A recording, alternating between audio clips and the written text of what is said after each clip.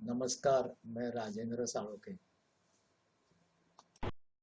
504 mate in 3 chess puzzles, ये मेरी बनाई पुस्तक अब फ्लिपकार्ट और अमेज़ॉन पे उपलब्ध है।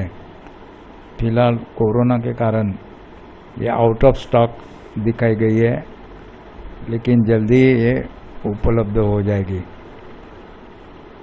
कृपया खरीदिए। आज हम अट्रैक्शन टैक्टिक्स के बारे में जानकारी लेंगे। एक्चुअली अट्रैक्शन, डिफ्लेक्शन, डाइवर्शन और डिकॉय ये सिमिलर टैक्टिक्स है।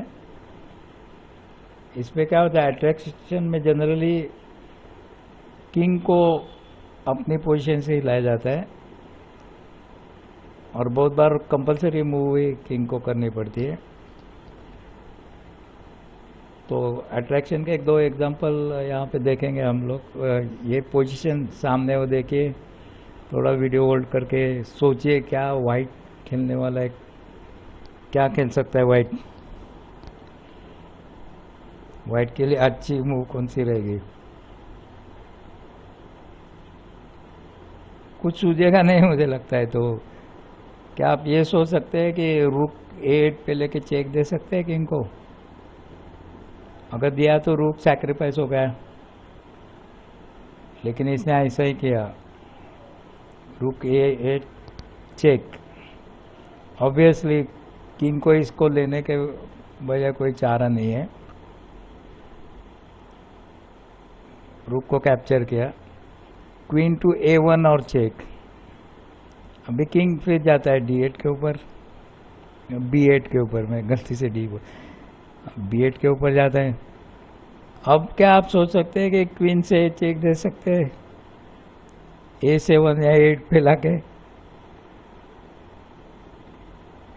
नहीं ना। तो क्वीन A7 पे लाके इसने चेक दिया, किंग क्रॉस A7 किया। अभी नाइट C6 लेके चेक दिया। ये एक्चुअली क्या है, डबल चेक है। नाइट से भी चेक है और ये बिशप से भी चेक है, तो डबल चेक है। तो नाइट को मार नहीं सकते, क्वीन भी नहीं मार सकते, पॉन भी नहीं मार सकते। तो किंग दो पोजीशन थे, एक तो A8 पे लेके जाना वापस है, तो या तो A6 के ऊपर। B8 पे तो नहीं जा सकता क्योंकि ये नाइट यहाँ पे है। तो एक्चुअल गेम में इसने क्या किया कि एक्चुअल गेम से पोजीशन है, A8 पे लिया तो रुक A1 और चेक। तो अभी रुक A1 और किंग अभी कहीं हिल ही नहीं सकता है, क्योंकि ये जो स्क्वायर है B8 वो नाइट ने थ्रेटन करके रखा है,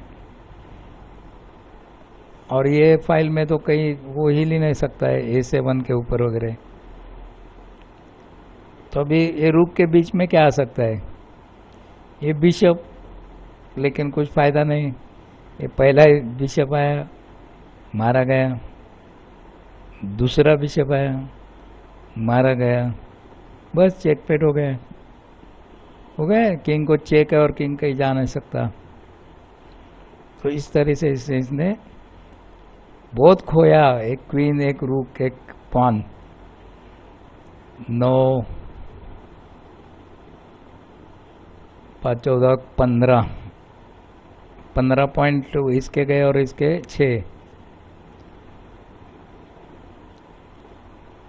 तो ये दूसरी सिचुएशन देखते हैं। यहाँ पे हम लोग थे,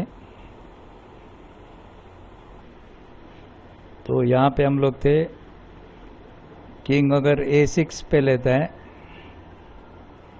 A6 तो रुक A1 प्लस, वही सिचुएशन हो रही, किंग जा ही नहीं सकता किधर। एक B6 था, उसको ये बिशप ने थ्रेटन करके रखा है, कहीं नहीं जा सकता किंग। तो पहले जैसे बिशप बीच में आया, मारा गया। दूसरा बिशप आया, मारा गया। बस चेकमेट हो गया। वो है ना चेकमेट। दूसरी एक पोजीशन देखते हैं। अभी ये पोजीशन है, इसमें ब्लैक खेलने वाला है। तो क्या लगता है आपको, ब्लैक क्या खेलेगा? तो यहाँ पे ब्लैक ने क्या किया, पॉन F3 पे लाके चेक दिया। हाँ, तो किंग को 2 था, किंग को या तो उसको पॉन को मार देना या F1 पे जाना। तो पहले जो गेम में खेला वो देखते हैं कि पॉन को मार दिया तो नाइट H4 लेके चेक दिया। यहाँ भी 2 मूव थे, एक तो नाइट को मार देना या तो किंग को E3 पे लाना। तो इसने E3 पे लाना अच्छा समझा, वो दूसरी मूव भी देखते हैं बाद में। तो E3 पे लाया तो रुक D3 चेक, किंग E4 पे गया, bishop F5 check, king cross E5, F6 और चेक, किंग टू F4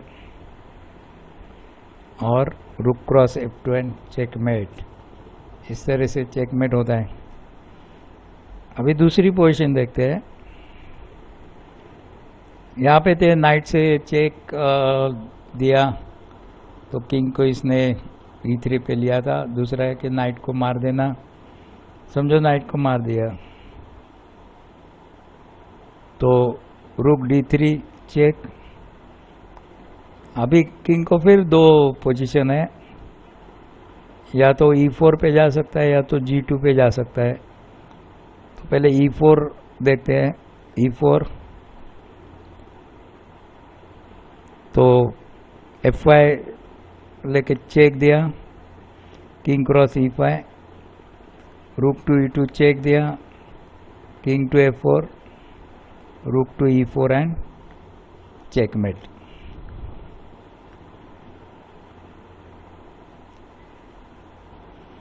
यहाँ पे 2 उसको मूव थी, हमने पहले देखा कि एक तो किंग को E4 पे ले सकता है या तो किंग को G2 के ऊपर ले सकता है। तो हमने देखा कि E4 पे लिया तो क्या हुआ वो देखा। किंग टू G2 देखते हैं। किंग टू G2 तो बिशप टू H3 और चेक, किंग टू G1, रुक टू D1 चेक, रुक क्रॉस D1, रुक क्रॉस D1 एंड ये बैक रैंक मेट हो गया। पिछले रैंक के ऊपर जो मेट होता है उसको बैक रैंक मेट बोलते हैं। तो इस तरह से एक अट्रैक्शन टेक्निक हमने देखा। हमेशा ये देखना चाहिए कि कहीं हम पीस को अट्रैक्ट करके डिफ्लेक्ट करके उसकी पोजीशन बदल करके कुछ टैक्टिक्स अप्लाई कर सकते हैं क्या। देखने के लिए धन्यवाद।